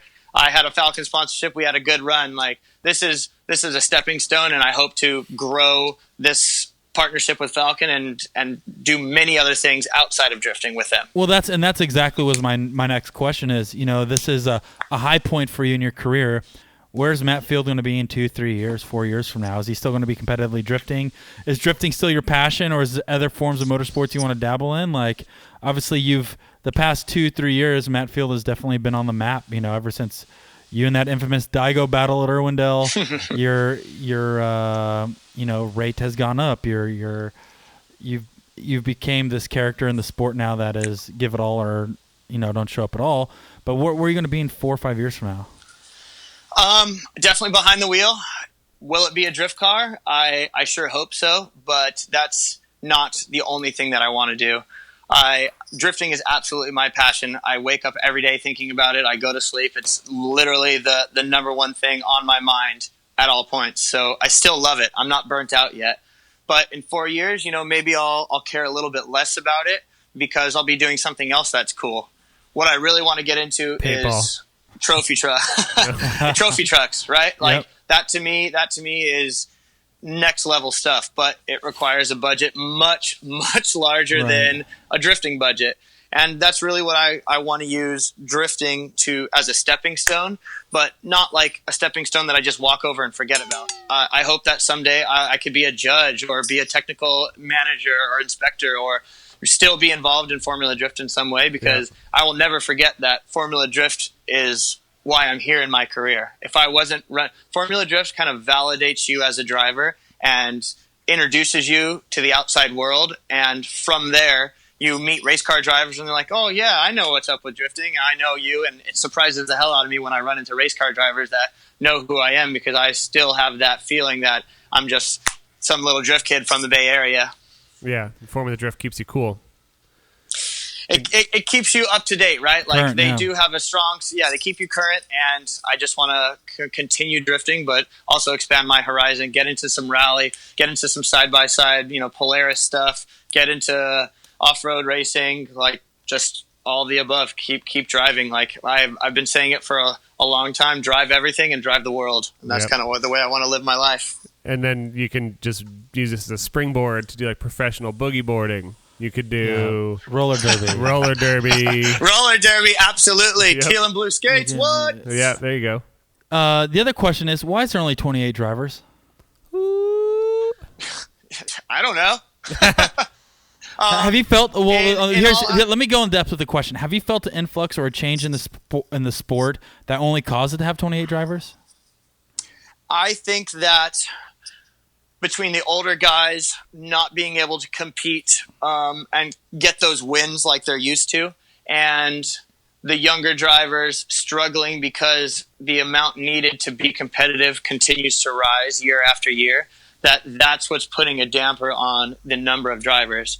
But I will say that I think there are more better drivers this year than there ever has been. Yeah. When you have a top 32 battle, you're not like, oh, that's sick, this is just top 32. What a breeze. Every single battle is a tough battle because there's so many good drivers. Except against Byron. Byron's not so good. Byron sucks. Yeah, they always lose. I think that having Byrons does suck, but I don't think we need 50 drivers. I think we need 32 solid dudes that commit, show up, qualify, and battle. Because having 32 solid drivers is way better than filtering through 60 crap qualifying runs to eliminate half of them. So do you feel like things need to be changed for the rest of this season, though? Should there only be 28 battles, or should people fight for those first top 5 qualifying spots because they're an automatic top 16? I think that the cards are dealt. Like there might be a driver who pops in here or there, but this is how this year is going to be, and I think we just accept it. You always strive to get that buy run because there's no guarantee in drifting, and that's the one thing that you can guarantee. If you qualify high enough, you will get into top 16. Right. And I don't know a single person out there who's like, nah, I won't take the top 16 points. Screw that. I want to battle. And how would you feel about putting in 5 Pro 2 drivers at each round that do the best? I'm definitely against it. I think that the Pro 2 drivers are driving on a Pro 2 level, and I haven't seen one Pro 2 driver that, I feel like if you can't come out in your first round at Long Beach and qualify in top 16, that you might as well stay in Pro 2 because you're going to learn more. It's better worth of your money, and you're going to get that feeling of winning, right? If you're just scraping by in Pro 2, only making top 8, and then you get top 8, you move on to Pro 1, you're not going to get top 8 in Pro 1. You're going to get knocked out in top 32 for 2 or 3 years and not have any tandem battle experience. It's way better to just handle people in Pro 2, run through the field, and then come in and, hopefully make a top 16. Interesting. Interesting. Corey will remember that for a friend. Yeah, thanks. I'll tell my friends all that. Yeah, you want to get the Instagrams, Corey? You ready? Yeah, let's do that. And as we're looking through our Instagram questions, what do you think FD needs to do to better the sport or better the series? I'm still a firm believer on this, and I don't know exactly how it can happen, but they need a TV package that's better than what they have. No one cares, and I'm sure everybody says the same thing. No one cares about the round 2 months after it's been happening and shown on live stream and shared on all social media outlets. The people who watch the Formula D show are people who are not true fans, flipping through it, seeing oh, this is cool, let me watch this for a bit, and the people who are truly involved in the sport. My mom and my dad, those are the people who watch the TV show just because they love drifting, right? So you have that number of people, but most of our age demographic fan base watches it online, talks about it on social media, and probably doesn't even have cable. So what's the point? Right. But I feel like if it was an actual spectacle that was on TV live, you would have just as many people tuning in on live stream, and then the additional people who are watching it live. Right. Well, it could be on ESPN, the Ocho. Last question is, how long did it take to go through a top 32 in D1, and how long would you say it takes to go through a top 32 to podium in FD? Well, there's a similar break between top 32 and getting into the top 16 in D1. There's 2 hours, so no matter what, you have that fixed 2 hours. The battles happen quicker, generally because there's less 5-minute calls, I guess. There's always something happening in each battle, right? Right. It's always something in Formula D. There's less of that in D1, but you have the hold up because instead of the cars pulling right back into line and heading out for a run, you have people spraying down radiators and intercoolers and tire pressure. So I think that the battle time is quite similar, but it's funny because you know how in Formula D, the judges might take 5 or 10 minutes, or if something happens, if there's a collision, they're trying to find fault, Right. they'll take 20 minutes to figure it out, right? And then after the 20 minutes, they deem fault, and the person who's not at fault gets 10 minutes to fix their car. So we're 30 minutes in. In D1, you have one dude who says, it's your fault. I don't give a shit what you say. I'm not watching any replays. This is how it is. Line up or get the hell out of line. That's just how it is. And Damn. so that picks up the pace and makes it go much faster. But that also, I feel like is not right because no matter what, somebody's going to get screwed. So Right. I think Formula D is doing it right, but they're in that middle ground where they're showing their respect to the drivers and the teams by taking this super seriously and considering all things that can happen. But does it waste time? Absolutely. Do the teams care that it wastes time? No. Do the fans and the sponsors? Yeah, maybe. But you can't make everybody happy at this point. Yeah, but you're sacrificing all this to potentially get a media package, which could solidify bigger deals for drivers and the sport. Yeah, absolutely. I think that the drivers' feelings would be very split on this as well. If drivers can be like, I can make all this money, but if I get in a shitty situation, I might get screwed. But who cares because I'm making all this money? Oh, well. But I think that a lot of the drivers would feel like, I want to win. There's just as many people who just want to win as there are people who just want to make money. Well, they may not be looking at the longevity of the sport then. Yeah, absolutely. Absolutely. But is that where the sport is going, and is that the one thing that it needs? Maybe, maybe not. Well, you look at some of the other competing series, it's super fast-paced. You can look at NHRA, you could look at Supercross, you could look at Global Rallycross, you can look at tons of other series, and they fill the show, the 2-hour show or hour-long show, every single time, perfectly, no issues. But then you have brands like, once again, you have big Red Bull money picking up the sponsors. You have Coca-Cola. You have, even NASCAR, for example. You have these big spenders coming in because they're able to fulfill their side of the package. Right. So I don't Agreed. know. I think it's interesting because you'll create a lot more opportunities and a longer life of the series rather than saying I want to go out there and win and scrape by, and well then there you go. That's all you're going to get. Nothing Absolutely. else. But here's the thing: is the future of motorsport and entertainment with cable or satellite, right? Like, I feel the amount of people that actually have satellite in their homes is diminishing year after year because of all the online streaming that you can get now. Like, I know at my house with my roommates, we don't have a satellite or regular cable. Like, we have our Netflix and our Hulu, and that's what we do. And if you want to watch something, you live stream it, you plug it into your TV, and that's how you watch. So is the future really cable or satellite?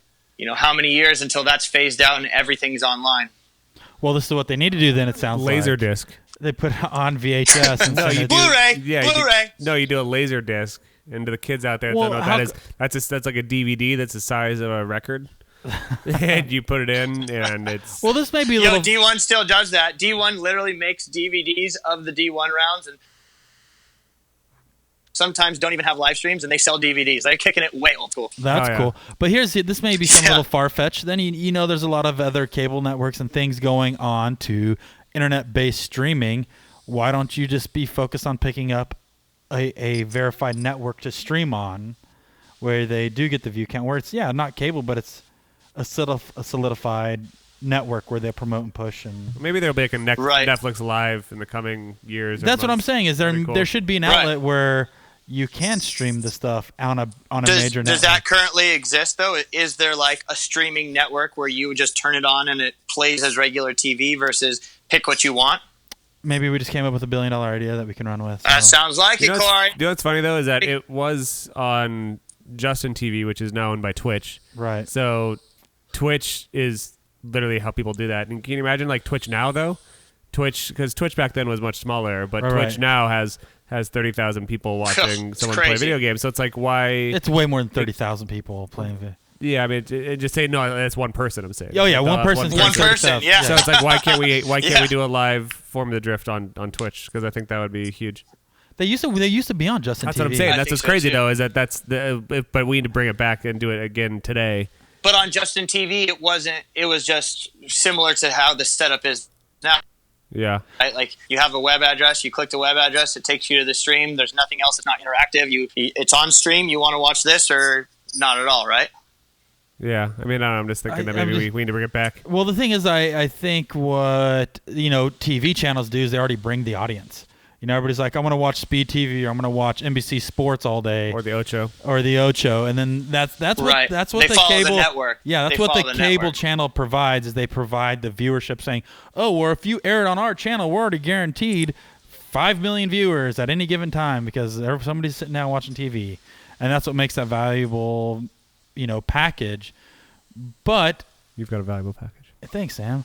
I think that's why on last episode we talked about monster truck style. It's funny because they do such a great job promoting and marketing and selling, and everybody and their kid wants to go watch monster trucks on TV or whatever it is. Or if it's like, hey, monster truck's gonna be on channel 47, they don't care. They just want to see monster trucks. They'll tune in anywhere. They're able to provide that package. Yeah. And I think that's something that needs to be, exposed into greater detail, is getting more people tuned in somehow. Bringing in more audience. How do we bring in more audience? Expose your valuable package to as many people. I would do that for a couple bucks. I don't know, man. That's one thing I want to do. Is I always try to figure out, how can you make this sport bigger? How can you grow it? What do you do? I don't know. We'll just have to keep talking about it. And can you do it on your own, right? Or do you need an army of people to make it happen? You'll need an army of people for sure. Like we talked about Forsberg, he's like, it needs to be stadium. It needs to be stadium events. You need to sell at ballparks with asphalt, 40,000 seats. Like in China. China. It's funny because in China, all the tracks are parking lots in front of convention centers, or somebody owns this parking lot in the middle of the city or something like that. And it's surprising how many people show up for how, I guess, little promotion there is. And it's just surprising to me. There's not a ton of people. It's not mind blowing, but for such a young series in China, they're doing really well. Awesome. All right. Graham. Now we're heading to the Instagram. Hey. How many questions did we get on this one?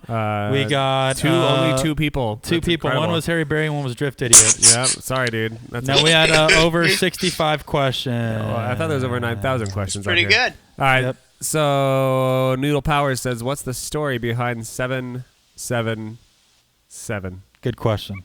Oh, I saw that one. All right. When I first started going to Formula D, I loved like Vegas and gambling and Nevada, and I grew up going to Nevada doing off-road racing with my dad. Some of my earliest memories ever are the smell and sounds inside of a casino. I was just young, running around through casinos because they would always have tech and registration there. The casino would be the official hotel of the desert race, blah, blah, blah. And when I was looking to the slot machines and somebody wins and freaks out, it's 777. They hit the jackpot. So when I got into racing and I could choose my own number, I was like, well, I want to win. 777, hit the jackpot, baby. Hey, ding, ding. Bingo. I got one from Tall Ginger 32. Who would you say your FD rival is? And if you say Odie, I'm going to kick you in the ball sack. Yeah. I would say at this point probably Frederick, because he's an amazing driver. Is he dirty? He's Is he super dirty? calm, Is collected, Osbo dirty? And I don't think he's the cleanest driver. Absolutely. Who's dirtier than him? And is there anybody? No, there so he's a number. Okay, so you pick Osbo. Yep.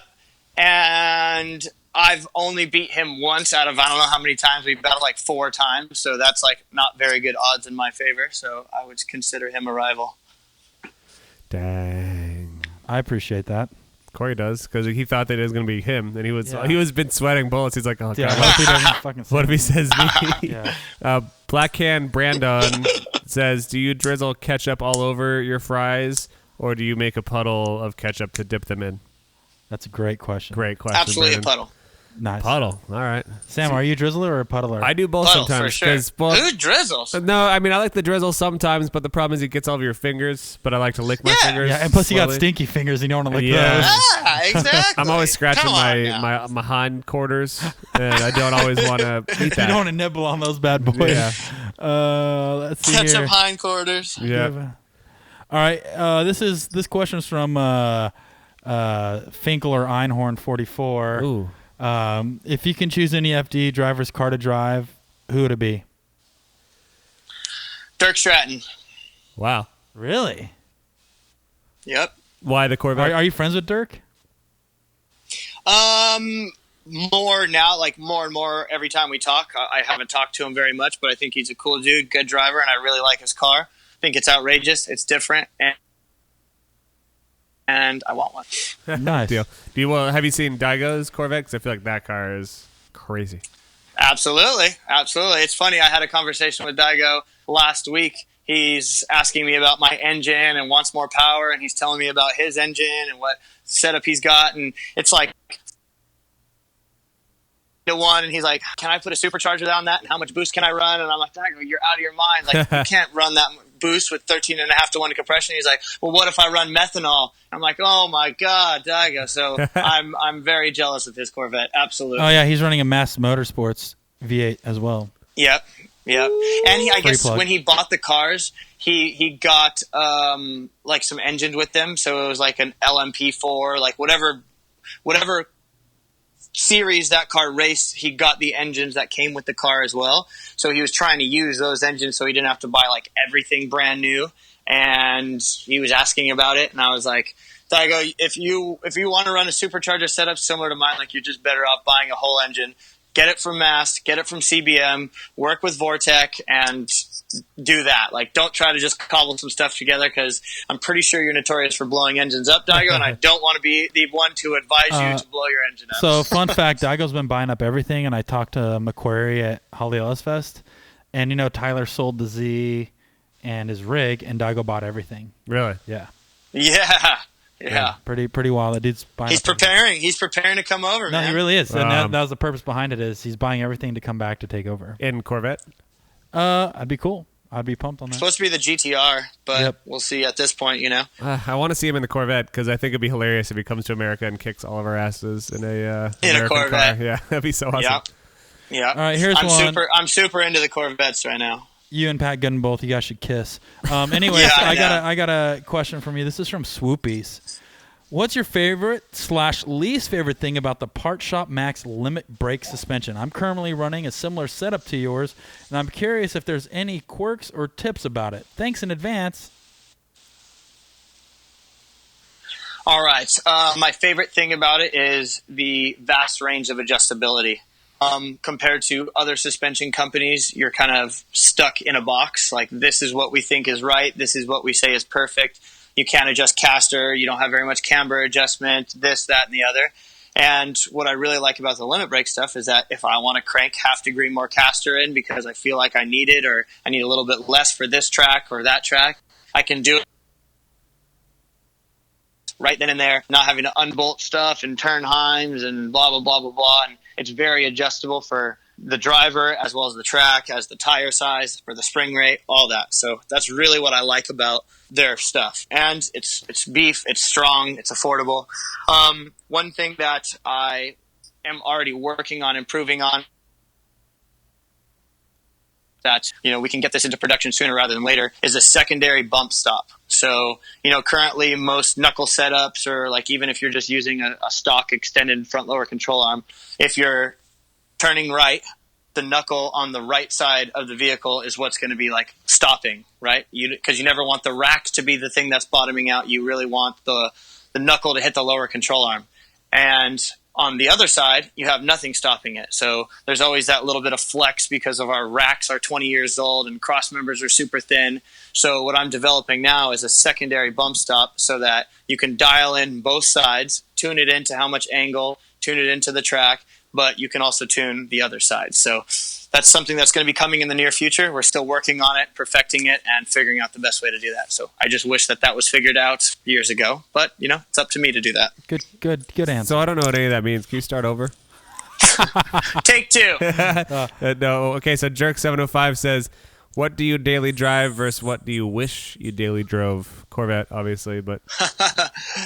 I actually daily drive either a complete shipbox E36 beater, or more recently, and I love it so much, I have a 2001 7 Series 740 IL, long wheelbase, gangster edition. I love it. It's got heated seats. The AC blows super cold.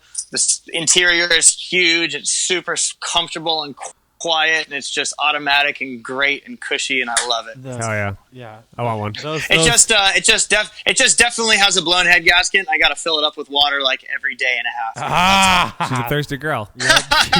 She's a guzzler.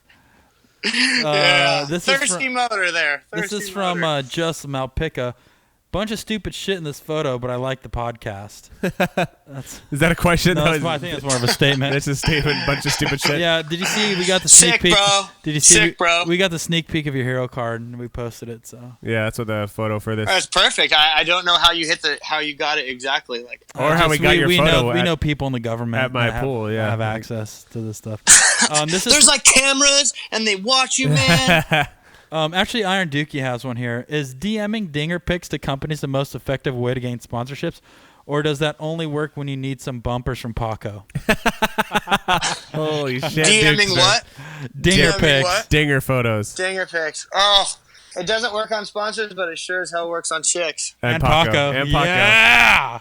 And Paco. I mean, I do have a bunch of bumpers. I do have a bunch of body kits. You're the man. Oh dude. man.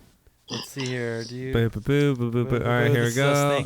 Macho Man Randy Sanchez. Hell yeah, dude. That's such a good name. Who do you think will be on the podium in Wall, aside from you, obviously, because you wouldn't even show up if you didn't think you were going to be at the top of that thing? Right. So I'll just put me in there.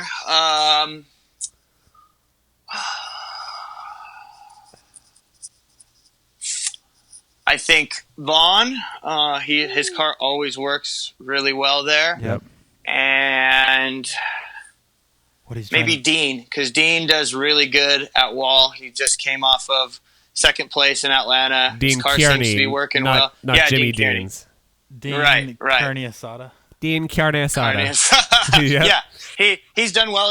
He's done well there in the past, and his car is like good on oval tracks. It's fast, it's smooth, and if he holds his shit together, I think he'll do well. But you're gonna beat both those nerds. Oh, both of those motherfuckers for sure. Yep. Hell yeah. Here's one from Chris JDSS. If you were in a field, would you rather be a meadow or a paddock? That's good. Yeah. A paddock, of course. What the fuck are meadows good for? Yeah. P&N. Paddocks are great. Getting allergies. That's it. Elkins 808 says, "What's your favorite juice to vape before top 16 battle?"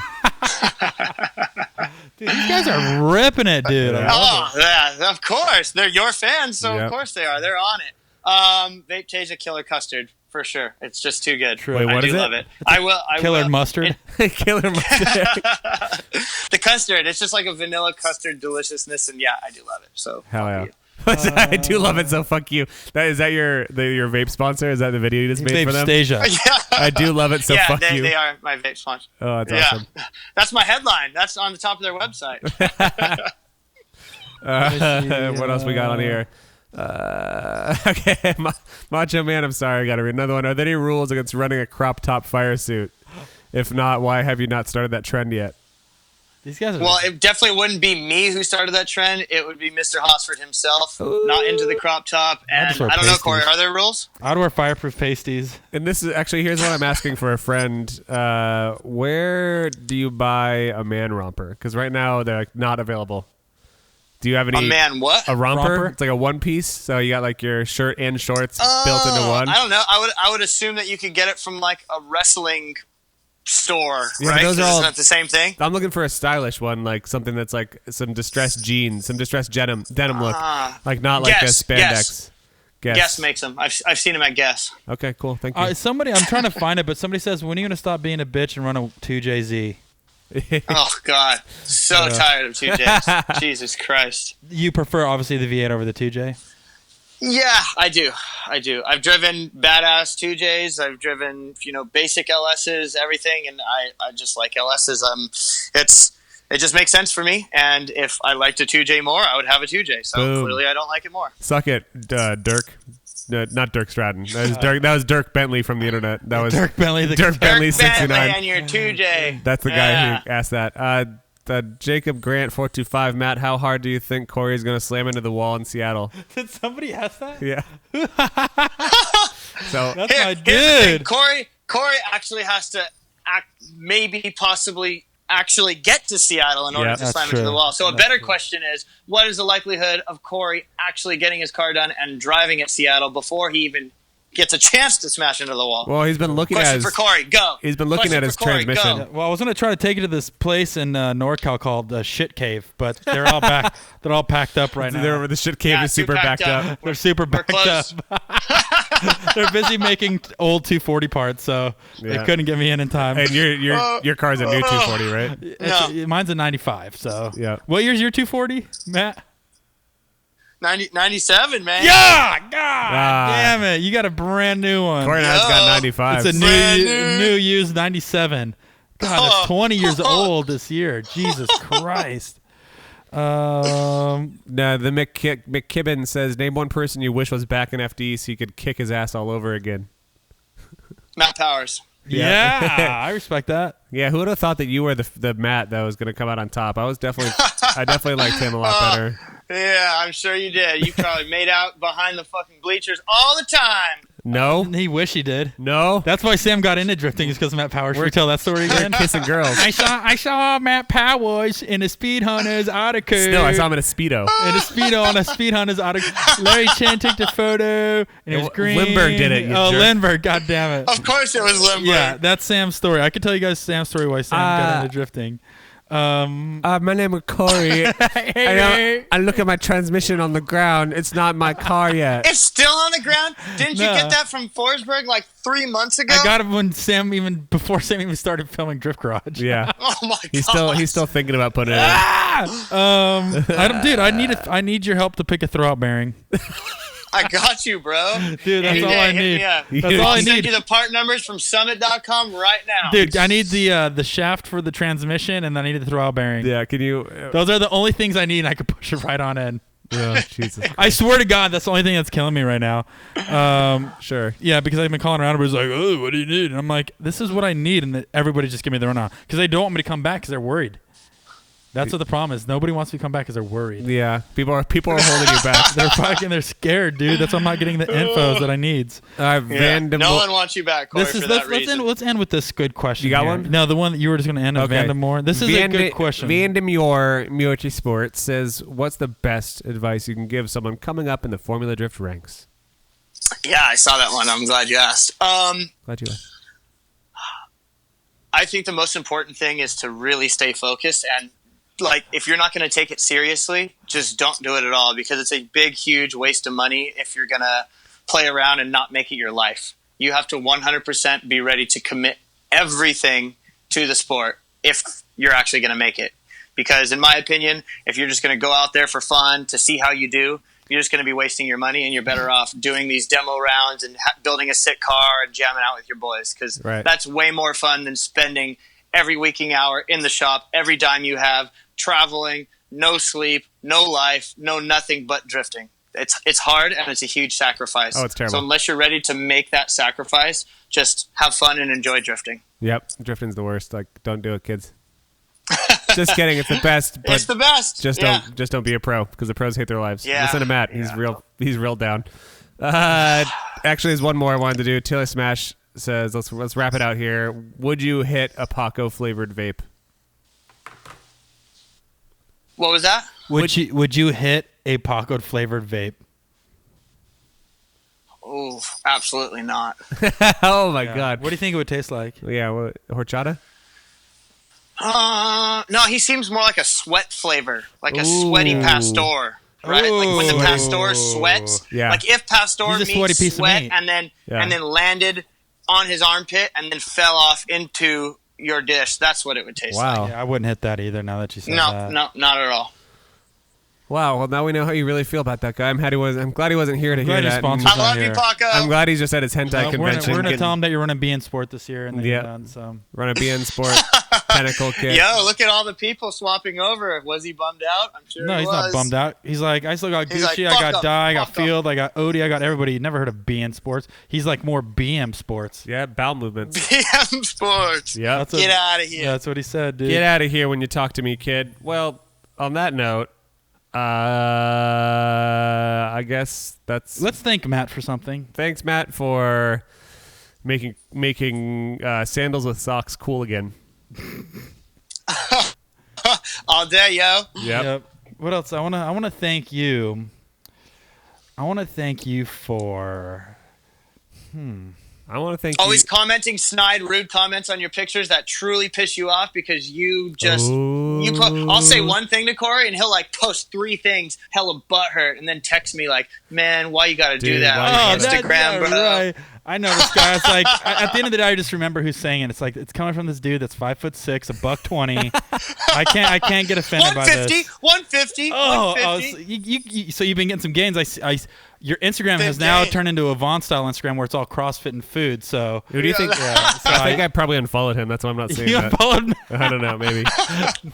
No, dude, but always a good time, man. Thanks for everything. You're the best. Who would, Absolutely. You're the Thank beast you of the guys. yeast. I love being on. who would win in a twink fight between you and A twink fight? Yeah, twink fight. Like fragile small guys. Him and no, Gucci's got abs. It's Odie.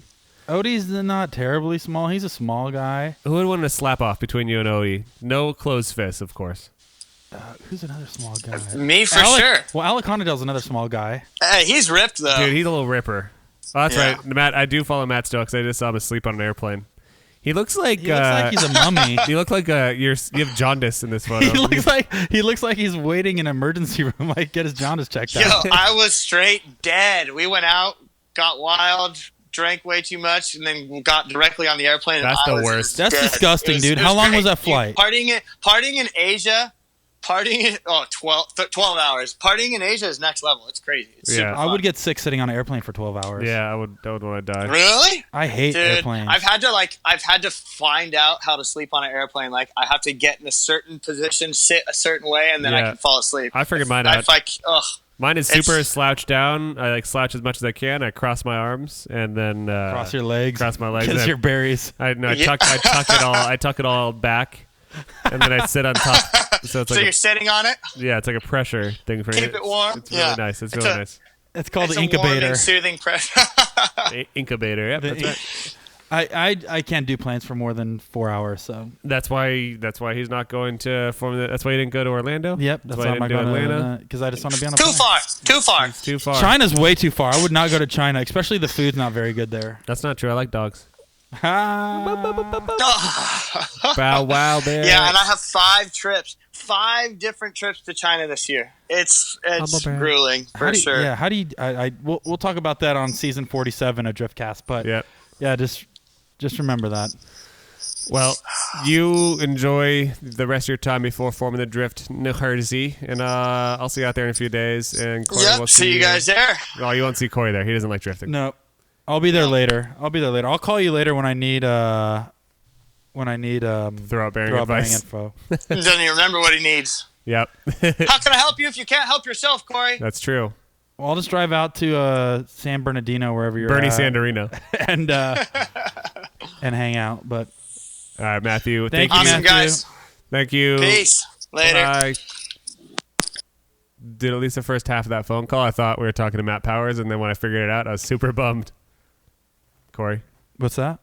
Oh, you thought that was Matt Powers? Yeah, the first half, and then I was super bummed when I figured it out. It wasn't. Yeah, well, as soon as he says, "Hey, what's up? This is Matt," and I was like, Oh, hell yeah. I knew you got excited because that Yeah. was your superhero. Yeah. And then he said Matt Field, and I was like, Ugh. ugh. I remember when you used to drive a monster truck. Mm-hmm. Do we want to talk about anything else, or should we just leave? I think that's it. Yep, I'm done. Thank our Patreons, Thank of course. you, Patreon. Jim. Patreon Jim was on there. Jim, Sally, Randy. We're going to do a full call out again when Paco's back on the show. But until then, Thanks for listening. As always, please do rate us on iTunes and subscribe and share the episodes. We would love it if you would. Yep. Also, check us out on Patreon. You can give us $1 and we'll say thank you. You can give us $25,000 a month and Corey will kiss your forehead every night before bed. That is one of the new things we just added. Yeah, that's a new thing. 25 And I'll tuck you in, kiss you on your forehead. Kiss you on your forehead and whisper till you're asleep. Yep. I could do that. That's a full-time gig. And what else? Other than that, Yeah, that's it. we'll see you guys Yeah. Next week on the internet. I'll be at- Patreon.com/Maximum Driftcast. Yeah, and I'll be at Formula Drift, New Jersey. And if you do see me there, make sure you're really weird like other fans, Iron Dukester. And just watch me from afar. Don't say hi. Or blow kisses. And then just post a photo on the internet of me working. Just make sure to be super weird about it. Just kidding. Love you, Dookie. And good night.